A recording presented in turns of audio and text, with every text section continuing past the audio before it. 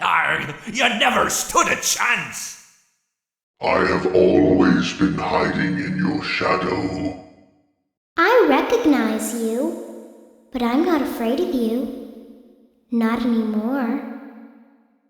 I always come back.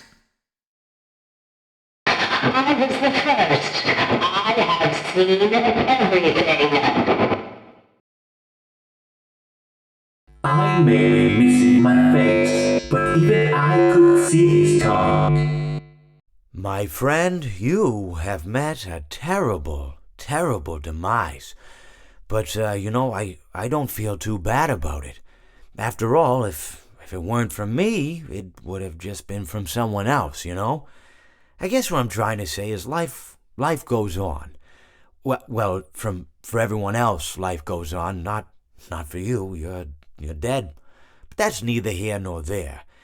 It reminds me of one summer day in the park. I was having just a delightful picnic with my good friend Orville.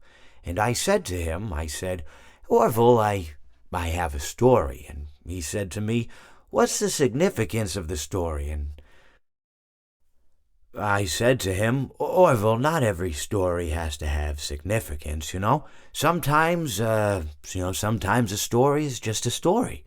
If you try to read into every little thing and find meaning in everything anyone says, you'll just drive yourself crazy. I had a friend do it once.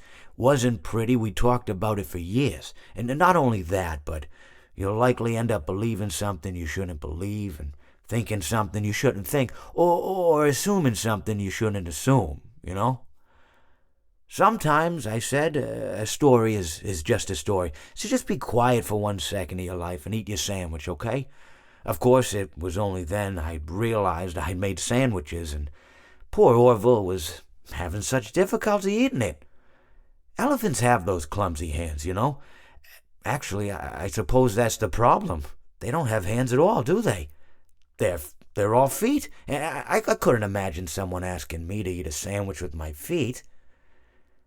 Now, if I recall correctly, there was a bakery nearby. I said to him, Orville, let me go get you some rye bread. Now, I'm unsure if elephants enjoy rye bread, but I assure you that Orville does. Now, this was on a Tuesday, which was good because rye bread was always fresh on Tuesday. They made sourdough bread on Monday and threw it out Wednesday, or rather they sold it at a discount for people wanting to feed the ducks, and then probably at the end of the day, finally, they threw it all out. I don't recall. I do remember a man who would bring his son to the bakery every Wednesday and then go feed the ducks. He would buy all of the sourdough bread. Of course, you're not supposed to feed the ducks sourdough bread at all. It swells up in their stomach and then they all die. At least that's what I've heard. I never saw any ducks die myself, but I did notice a substantial decrease in the duck population over the course of a few years.